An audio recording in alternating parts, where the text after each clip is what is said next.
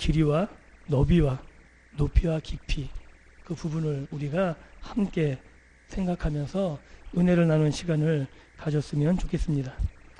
그리스도의 사랑에 대해서 우리가 제대로 알 수 있고 바르게 알 수 있다면 우리의 삶의 태도가 달라질 것입니다. 우리가 아직까지 온전히 헌신하지 못하는 이유는 단 한 가지뿐이 없는 것 같습니다. 그러나 아직까지 그리스도의 사랑이, 하나님의 사랑이 나에게 어떠한지를 모르기 때문에 그 사랑 앞에 내가 머리 숙이지 않는 그 이유밖에 없는 것 같습니다. 우리가 그리스도 사랑을 제대로 알 수만 있다면 하나님께 더 가까이 나아갈 수 있는 거죠. 하나님이 나에게 어떻게 찾아오시는지, 하나님이 나를 어떻게 부르시는지 내가 확인할 수 있기 때문에 그렇습니다. 예수님의 사랑을, 하나님의 사랑을 알기만 한다면 우리에게 그것보다 더 큰 힘이 되는 것은 없습니다. 왜냐하면 하나님의 사랑을, 예수님의 사랑을 아는 만큼 하나님의 약속들이, 나를 향한 약속들이 얼마나 신실한지를 알 수 있게 되는 것이고, 그 충만함이 얼마나 풍성한지 알기에 그 모든 것들을 기쁨으로, 감사함으로, 평안으로 누릴 수 있기 때문에 그렇습니다. 오늘 19절에 있는 말씀처럼 그리스도의 사랑을 아는데 그 너비를, 그리고 길이를, 높이를, 깊이를, 이것이 어떠한지를 깨달아 알기를 사도 바울이 구하고 있습니다. 이것들이 굉장히 추상적인 것인데 좀 구체적으로 생각해 보기를 원합니다. 먼저 너비에 대한 거죠. 넓이. 이거를 저는 이렇게 생각해 봤습니다. 하나님의 사랑이 얼마나 큰가. 성경을 한 군데 찾겠습니다. 요한계시록 5장입니다.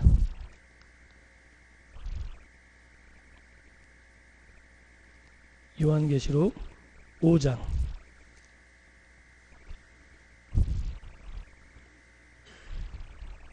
9절입니다.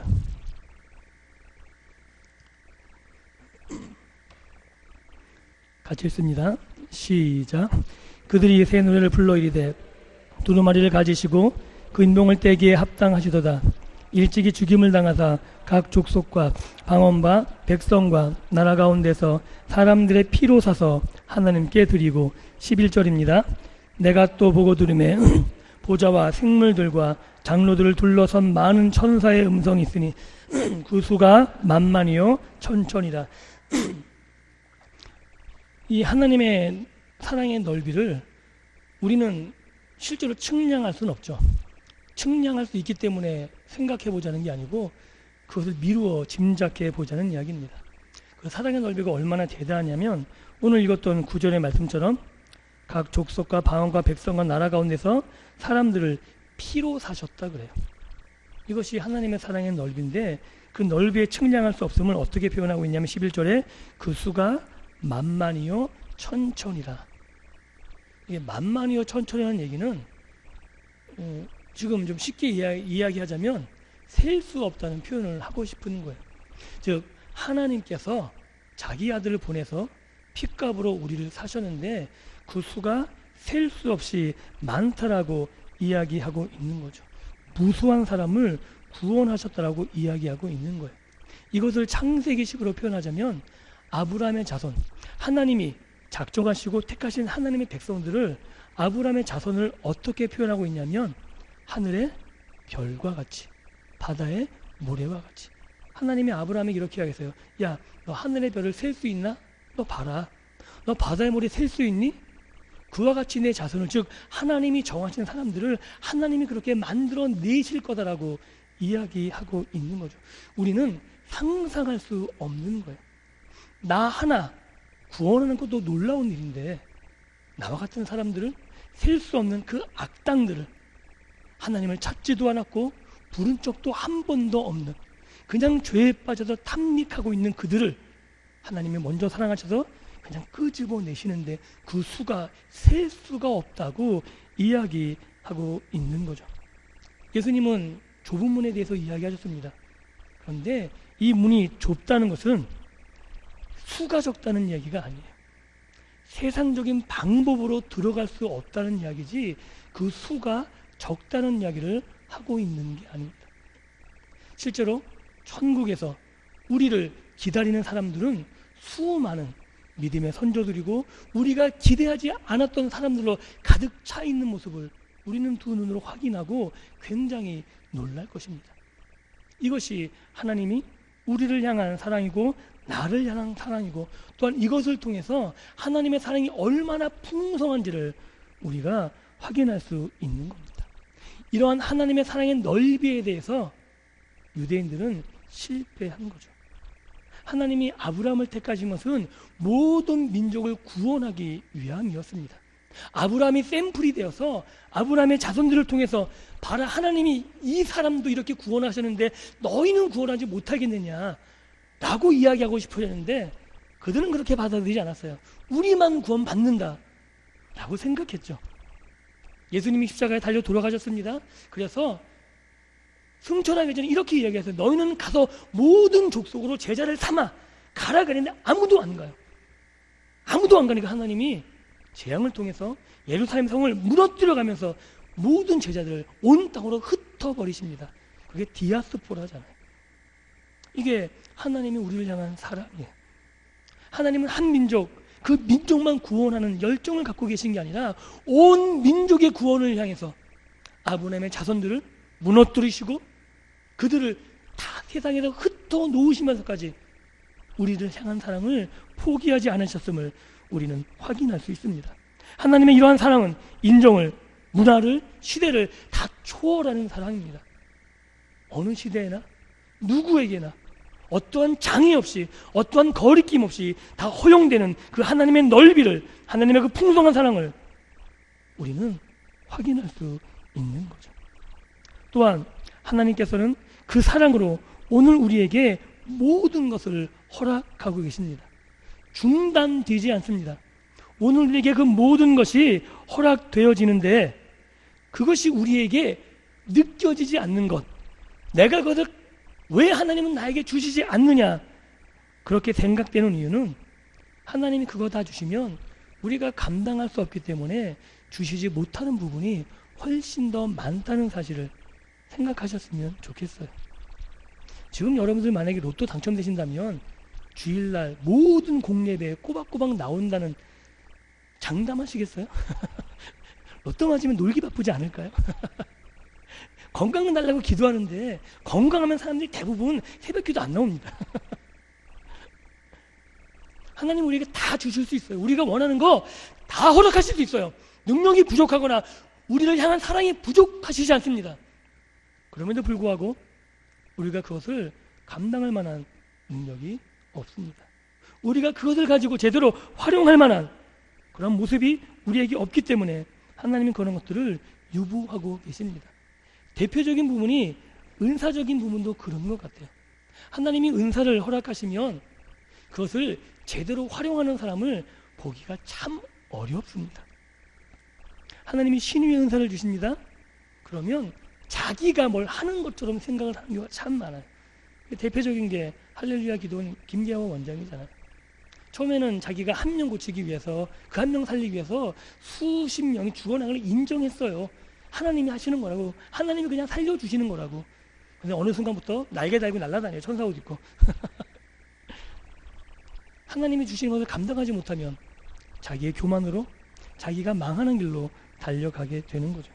하나님은 우리를 가장 잘 알고 계시기 때문에 우리에게 필요한 만큼 주시는 것이지, 우리가 원하는 것을 하나님이 거절하거나 하나님이 우리가 원하는 것을 주시지 않는 그러한 예는 없다는 사실을 기억하셨으면 좋겠습니다. 오늘도 하나님은 우리의 기도를 들으시길 원하고 우리가 기도한 내용들을 다 이루어주시길 원합니다. 그런데 이것을 감당할 수 있도록 여러분 속사람이 강건해질 수 있기를 주님의 이름으로 축복합니다. 우리가 강건해져야 우리가 하나님의 은사를, 하나님의 은혜를 받고 그 믿음의 길을 당당히 걸어갈 때 거기에 따르는 것 얘기하셨잖아요. 이 모든 것을 너에게 더하여 주겠다고. 우리가 얘기하는, 우리가 기도하는 세상적인 모든 것들은 하나님은 부가적인 거예요. 알고 계십니까? 우리가 얘기하는 물질, 건강, 지혜 이런 것들은 하나님 보시기에 부가적인 거예요. 다 주실 수 있는 거예요. 우리가 준비되어만 있다면. 이것이 하나님의 사랑이고 하나님의 은혜이고 하나님의 풍성한 사랑의 넓이입니다. 또한 사도 바울은 그 길이가 어떠한지를 깨닫기를 원하고 있습니다. 기르는 이런 부분인 것 같습니다. 그냥 단지 길다는 게 아니고 하나님의 사랑이 끊김없이, 중단됨 없이, 그리고 변화 없이 우리를 향한 사랑이 인격적으로 다가오는 모습을 표현하고 있습니다. 이것처럼 중요한 건 없습니다. 하나님의 사랑은 변덕스럽지 않습니다. 우리 인간적인 사랑은 내가 기분이 좋을 때하고 좋지 않을 때하고 정말 달라집니다. 그렇죠? 그래서 줬던 것도 뺐잖아요. 이게 우리의 사랑이고 굉장히 조건적이에요. 그런데 하나님의 사랑은 변함이 없고 동일하시다 그럽니다. 나를 향한 사랑, 이 사랑이 태초부터 계획된 것이고 준비된 것이고 새말까지 끝까지 우리에게 중단됨 없이 지속적인 것이라고 이야기합니다. 결국 하나님의 사랑은 우연한 것이 아니라는 거죠. 나를 향한 계획이 어느 순간에 하나님이 불일듯 일어나는, 우리 인간처럼 물이 맞아가지고 어떤 습박 이런 게 아니에요. 하나님의 사랑은, 나를 향한 사랑은 계획이 있으시고 처음부터 인도하신 것이고 중단됨 없는 것이고 끊기지 않는 것이고 끝까지 지속적으로 우리에게 계속되는 것이라고 이야기하고 있는 거죠. 그래서 포기됨이 없습니다. 내가 잘못한 그 순간에도 하나님의 사랑은 멈춰진 적이 없습니다. 기다리시고 인내하시고 참으시면서 오늘도 나와 함께하기를 원하고 계신 것이 하나님의 사랑임을 믿으셨으면 좋겠습니다. 이 사랑에 우리가 참 오해를 많이 해요. 그래서 어떻게 오해하냐면 방종하기가 쉬워요. 참으시겠지, 인내하시겠지. 그런데 이것처럼 모욕이 없는 거예요. 하나님의 사랑을 알게 되면 우리는 방종으로 나갈 수 없는 거죠. 하나님의 사랑을 깨닫게 되면 내 마음대로 할 수 없는 거예요. 하나님이 나를 향한 사랑의 계획이, 하나님의 그 넓이와 깊이를, 내가 길이를 알게 되어진다면 그 하나님의 사랑 앞에 나는 항복하게 되는 거고 나는 설득당하게 되는 거고 결국 하나님이 나를 원하시는 그 앞에, 그 길에 내가 설 수밖에 없게 되어집니다. 결국 방종한다는 것은 하나님의 사랑을, 그 깊이를 알지 못한다는 것이고 하나님이 나를 향해서 지불한 대가가 얼마나 큰 것인지 그것을 아직까지 깨닫지 못하고 있다는 이야기입니다. 사랑하는 성도 여러분, 사도 바울이 그래서 에베소 교인들에게 하나님의 사랑의 넓이와 길이를 알기를 원하고 있습니다.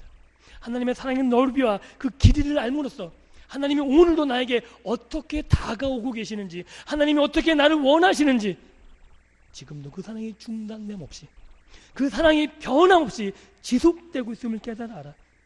내가 걸어가는 이 길에 중단 없이 하나님이 원하시는 그 길을 끝까지 걸어가기를 원하고 계시다는 사실이죠. 또한 사도 바울은 그 사랑의 깊이를 알기를 원하고 있습니다. 한 가지 예를 들면 이런 거죠.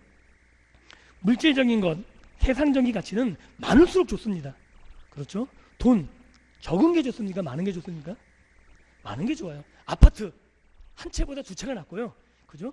아니, 이게 많은 게 좋은 거, 많은 게. 그런데 사랑은 대상이 많으면 좋은 거예요? 아니죠. 한 여자가 두 남자 사랑하고 이거는 이율배반적인 거예요. 안 그런가요? 사랑의 관계는 1대1일 때가 최고의 정점인 거죠. 사랑은 한 명의 대상을 놓고 하는 것이 가장 아름다운 것이고 가장 확실한 것이고 가장 풍성한 사랑입니다. 하나님의 사랑이 그렇다는 거죠. 하나님의 사랑은 나와 1대1의 관계예요. 그래서 그 깊이가 대단하다는 거예요. 우리처럼 이것 생각하고 이것하고 우리는 한 남자 한 여자를 보면서도 곁눈질합니다. 그죠? 지금도 이쁜 여자 이쁜 남자 보면, 멋있는 남자 보면 눈 움직이잖아요. 남자 여자 보면서 돈 있으면 돈에 눈길 가잖아요. 그죠? 이게 우리 인간이거든요. 하나에 만족할 수 없습니다. 더 좋은 것이 있으면 아쉬워하는 게 우리들이에요. 하나님의 사랑은 그렇지 않다는 거죠.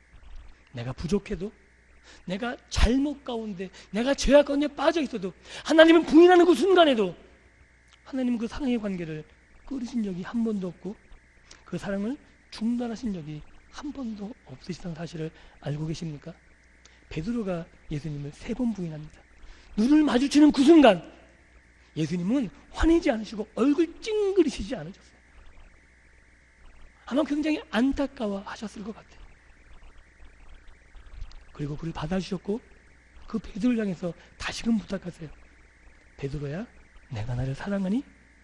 내 양을 먹여줄래?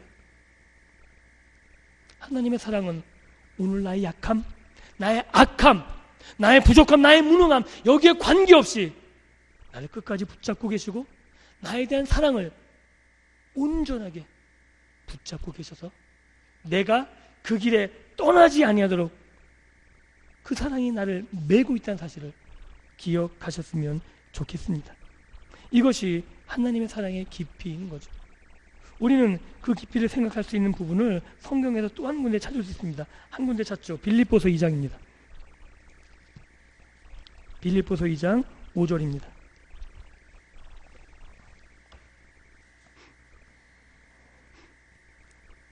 5절 6절 같이 읽습니다. 빌립보서 2장 5절 6절 시작. 너희 안에 이 마음을 품으라. 곧 그리스도 예수의 마음이니 그는 근본 하나님의 본체시나 하나님과 동등됨을 취할 것으로 여기지 아니하시고. 예수님이 하신 일이에요. 이게 깊이에요. 하나님의 자리를 떠나셨다는 것, 자기를 비우고 자기를 부인하시고 내려오신 것, 이것처럼 위대한 사랑은 없는 거죠. 예수님이 이 땅에 오실 이유가 전혀 없으셨어요. 하나님이 약속하신 대로 그냥 우리를 심판하시면 끝이에요. 거기에 우리가 반박할 근거는 없습니다. 왜냐하면 창세기 3장에 분명히 이야기하셨잖아요. 정령 죽으리라. 그런데 우리를 사랑하신 그 사랑 때문에 자신의 위치를, 자신의 권세를, 자신의 영광을 다 포기하시고 이 땅에 내려오셨다고 이야기하고 있습니다. 자기를 비우는 것처럼 위대한 사랑은 없습니다. 또한 예수님이 이 땅에 오셔서 하신 일을 생각해 보십시오. 고난 받으셨습니다. 모욕 받으셨습니다. 예수님이 십자가에 달리셨을 때 이렇게 이야기했어요. 내가 12영, 12군단이나 되는 하나님의 천사를 부릴 권한이 없겠느냐. 그런데 내가 이 일 때문에 왔다.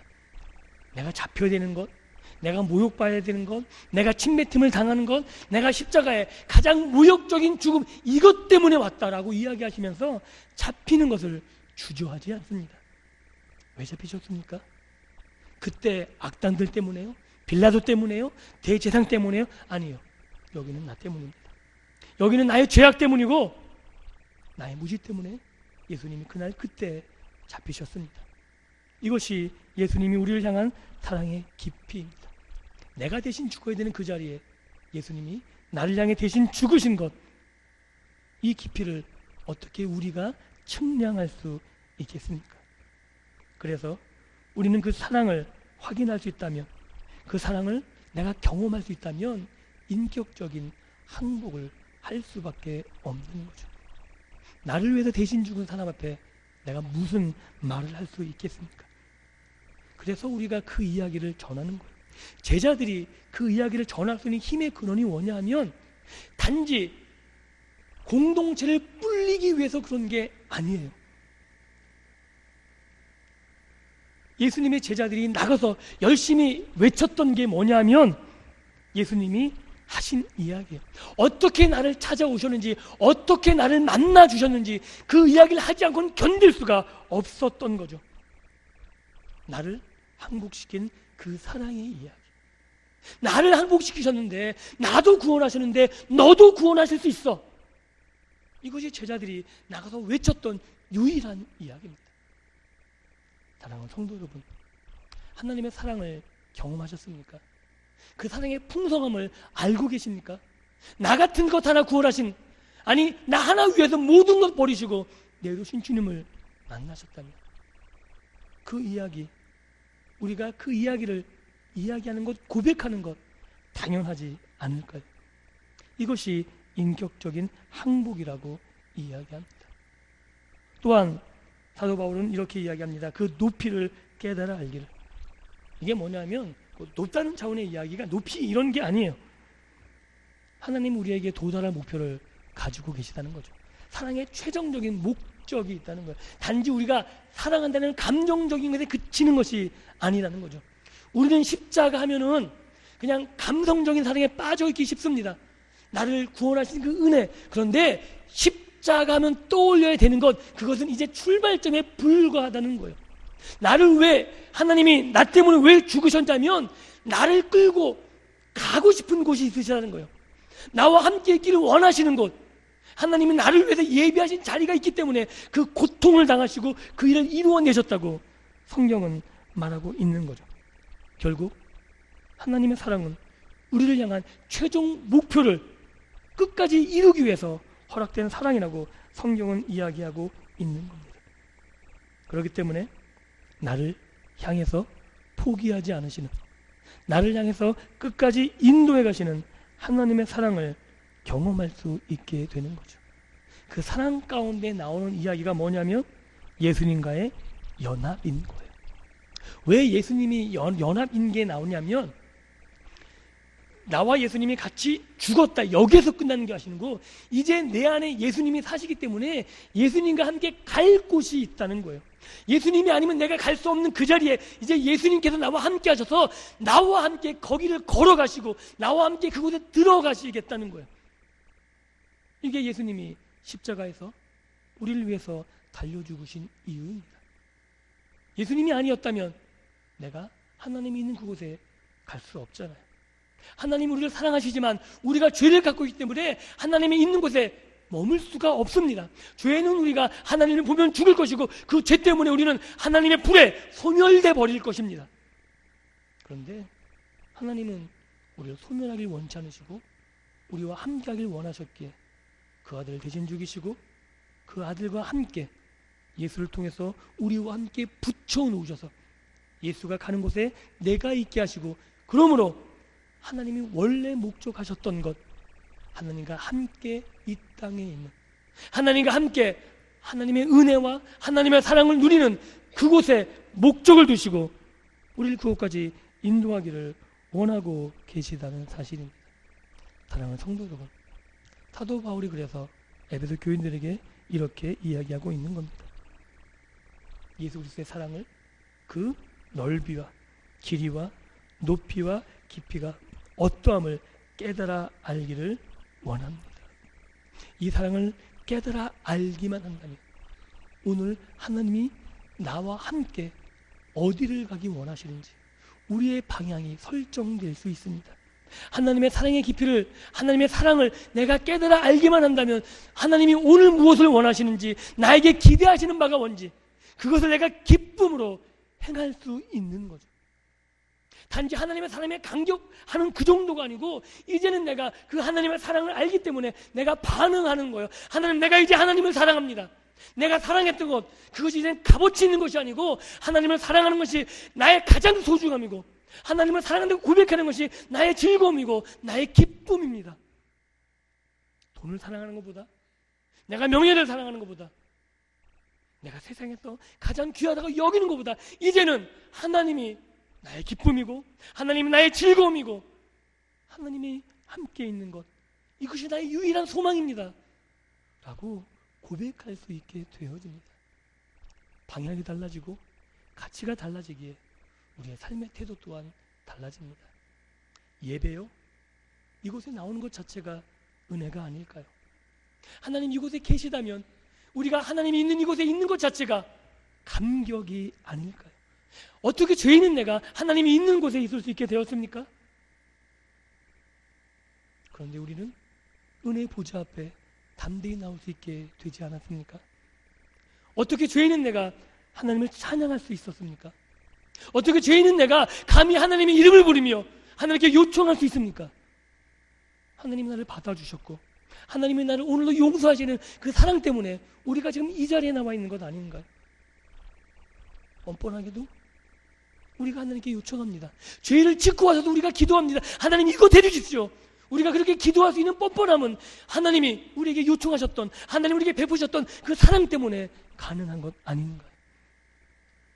우리가 그 사랑을 알기에 우리가 예배에 참석하는 것, 우리가 하나님의 이름을 부르며 하나님의 은혜의 자리에 나와 있는 것, 이것이 우리의 즐거움이고 우리의 기쁨이 되는 것입니다. 사랑하는 성도 여러분, 말씀을 맺습니다. 사도 바울이 기도했던 것, 에베소 성도를 향해서 기도했던 것, 예수 그리스도의 사랑, 그 넓이와 길이와 깊이와 높이를 깨달아 아는 것, 하나님의 사랑이 얼마나 풍성한지를, 그 사랑이 나를 향해서 지금도 지속되고 있다는 사실, 그 사랑 때문에 지금도 인내하고 계시고 내가 느끼지 못할 뿐이지 지금 나와 함께 하시며 내 옆에서 귀를 쫑긋 세우시고 귀 기울이시며 내 신음소리 하나라도 놓치지 않기를 원하시는 그 하나님의 사랑을 알기만 한다면 오늘 나의 삶은 달라질 수밖에 없을 겁니다. 내 스스로가 하나님이 기뻐하시는 것이 무엇인지, 내가 가는 이 길이 정말 하나님이 즐거워하시는 것인지, 내가 가는 이 길 가운데 하나님이 나와 함께 하시는 것인지 우리가 확인할 수 있게 될 것이고, 비록 내가 세상적인 것을 조금 놓친다 할지라도 내가 주님과 함께 있는 것이 가장 행복하고 소중하게 내가 믿음의 길을 오늘도 걸어가게 될 것이며, 이 일 가운데서 내 입술의 찬양이, 내 입술의 감사와 내 삶의 감격이 끊이지 않을 것입니다. 이러한 감격 가운데서 매일의 삶이 하나님의 주신 평안으로 가득 채워지고 하나님의 주신 것에 만족할 수 있으며, 그 하나님과 함께 내일을 꿈꾸시고 내일을 기대하시고 하나님이 주신 소망 가운데 풍성한 믿음의 삶을 살아가시기를 주님의 이름으로 축원합니다. 기도합니다.